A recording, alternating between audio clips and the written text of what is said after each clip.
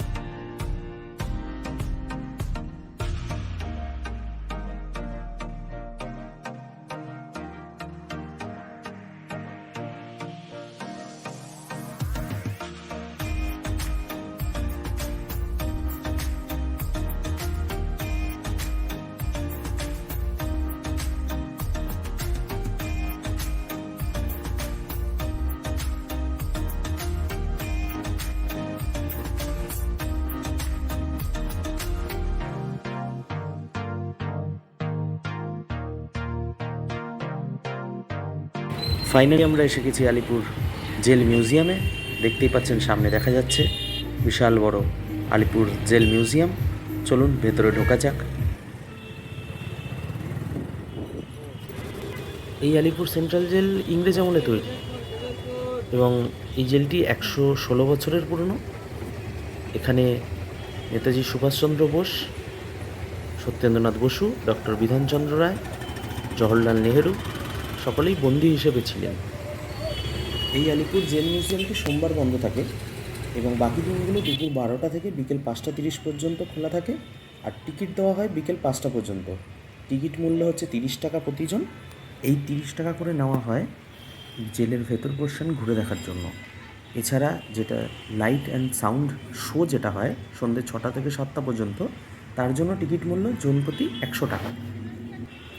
এখানে একটি বিশাল বড় পার্কিং রয়েছে। আপনি যে কোনো গাড়ি নিয়ে আসলেও কোনো অসুবিধা হবে না, ভালো মতো গাড়ি রাখার ব্যবস্থা রয়েছে এখানে। সামনে ঢুকতেই চোখে পড়লো একটি কফি হাউস। আমরা ভেবেছিলাম প্রথমে কফি হাউসটি মানে জেলের মধ্যে এমনি সাজানো গোছানো, তারপরে দেখলাম যে ওপরে যাওয়ার অ্যাক্সেস রয়েছে। দেখি সিঁড়ি দিয়ে উঠি ওপরে।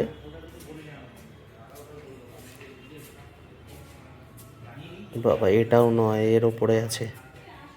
চলুন দেখা যাক। এটা উঠছি।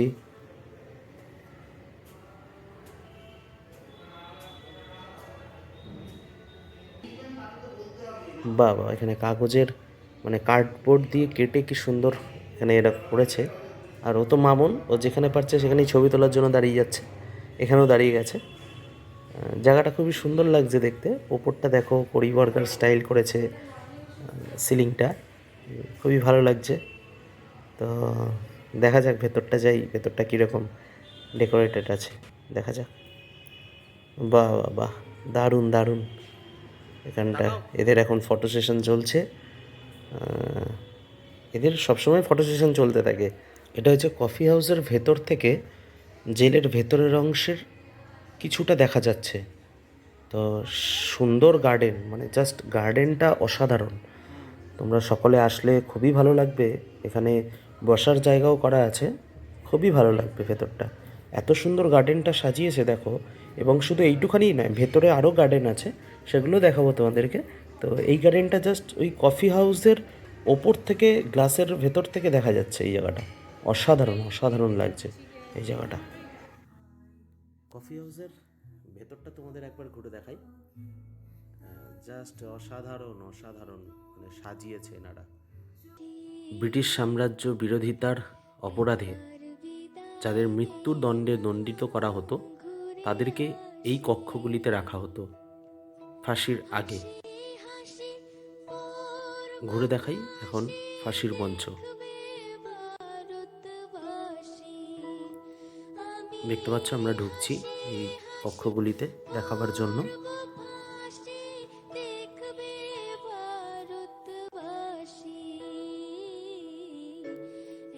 এই সেলগুলির মধ্যে ছিলেন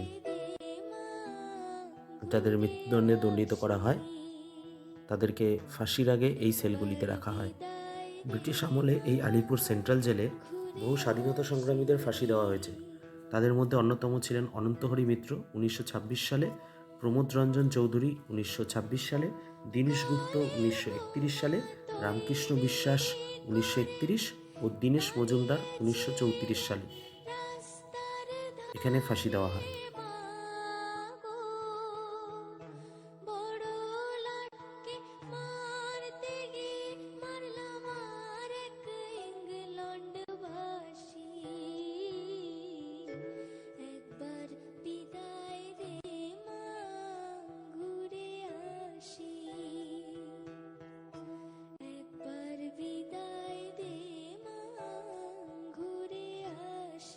এটা হচ্ছে ফাঁসির মঞ্চ। যে সমস্ত বন্দীদেরকে ফাঁসির সাজা দেওয়া হতো তাদেরকে এখানে এনে, এই মঞ্চে এনে তাদেরকে ফাঁসি দেওয়া হতো। আর এই ওপরে যে দেখছেন কক্ষগুলো, এইগুলো থেকে বিভিন্ন বন্দীরা তারা ফাঁসি দেওয়া দেখতেন।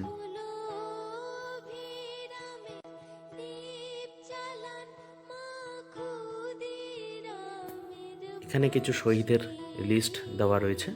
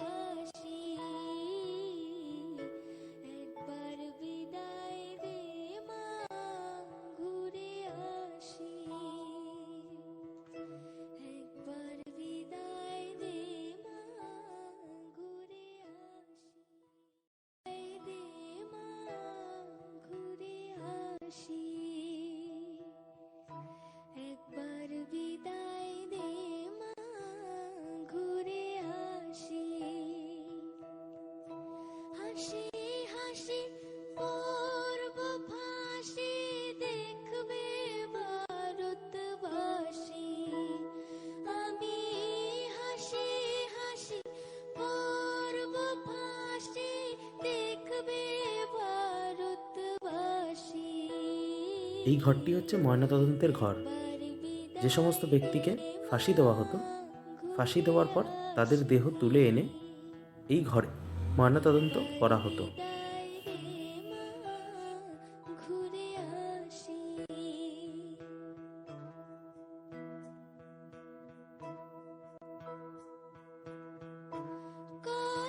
এখন আমরা প্রবেশ করছি নেতাজি সুভাষচন্দ্র বোস, বিধানচন্দ্র রায়, চিত্তরঞ্জন দাস ও যতীন্দ্রমোহন সেনগুপ্ত এনাদের মতো স্বাধীনতা সংগ্রামীদের যেই কক্ষগুলিতে রাখা হতো। আরও কক্ষ আছে অন্যান্য জায়গায়, কিন্তু এনাদেরকে বিভিন্ন সময় বিভিন্ন রকম কক্ষের মধ্যে রাখা হতো।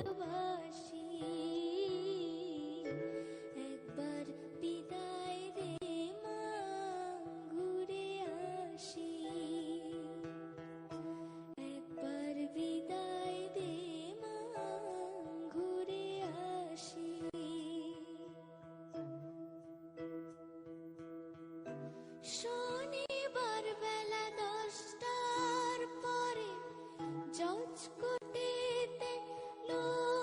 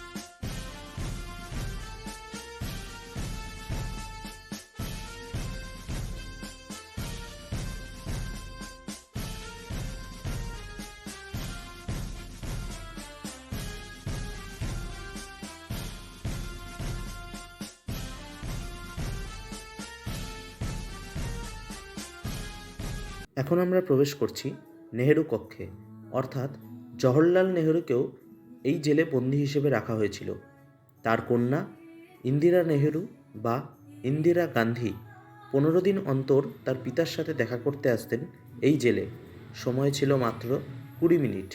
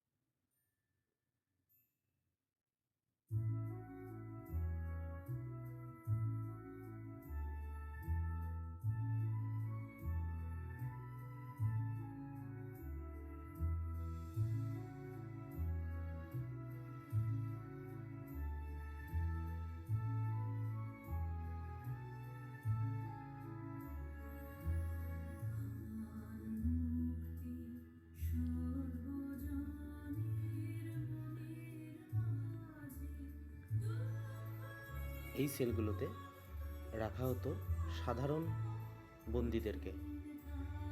এক একটি সেলের ভেতরে 50 জনকে একসঙ্গে রাখা হতো।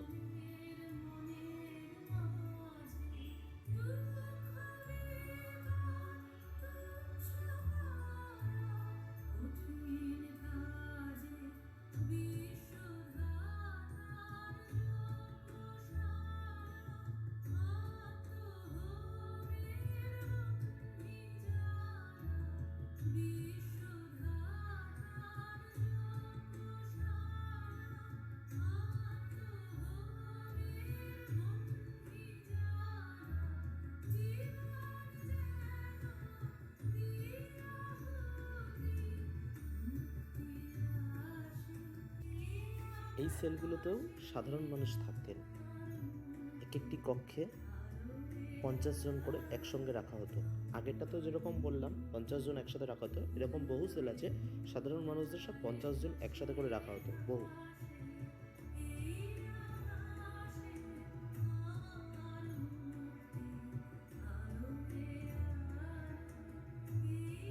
এখানেও সেম আগের মতোই।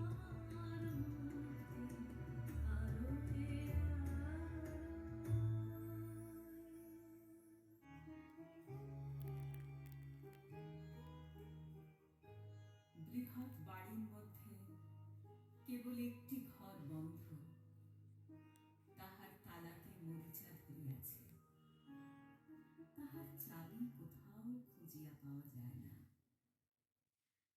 সন্ধ্যাবেলা সে ঘরে আলো জ্বলে না, দিনের বেলা সে ঘরে লোক থাকে না। সে ঘর খুলিতে ভয় হয়, অন্ধকারে তাহার সম্মুখ দিয়া চলিতে গা ছমছম করে।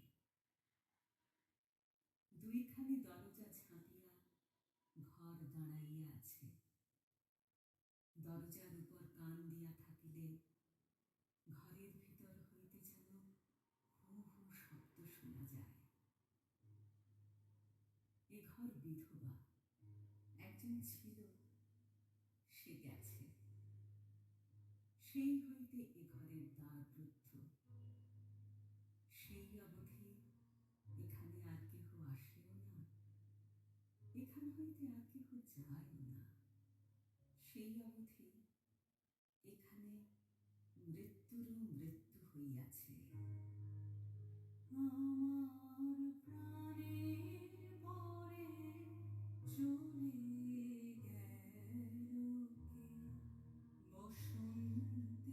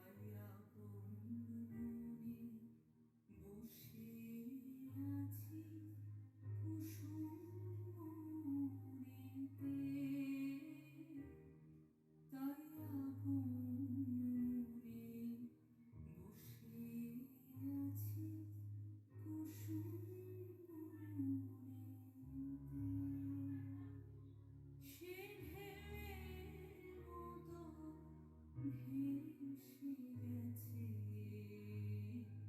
চাঁদের আলোর দেশে গেছে সে ঢেউয়ের মতো ভেসে গেছে চাঁদের আলোর দেশে গেছে যেখান দিয়ে ভেসে গেছে হাসিটা রেখে গেছে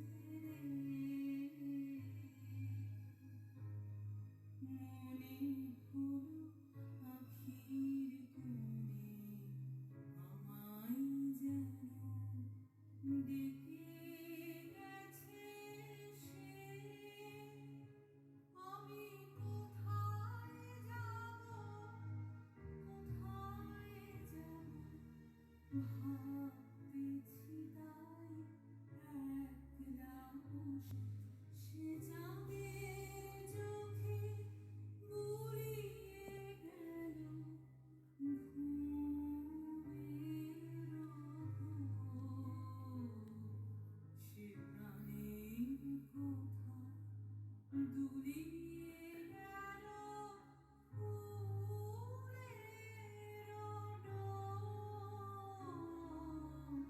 কুসুম বনের উপর দিয়ে কি কথা সে বলে গেল ফুলের গন্ধ পাগল হয়ে সঙ্গে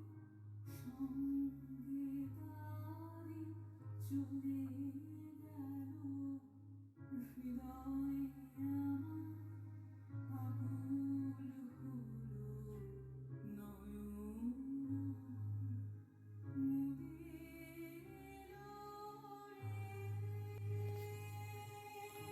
আমার ভিডিও এখানেই শেষ করছি। ভিডিওটা কেমন লাগলো অবশ্যই ভিডিওর কমেন্টে গিয়ে জানাবেন, আর চ্যানেলটিকে প্লিজ সাবস্ক্রাইব করে দেবেন।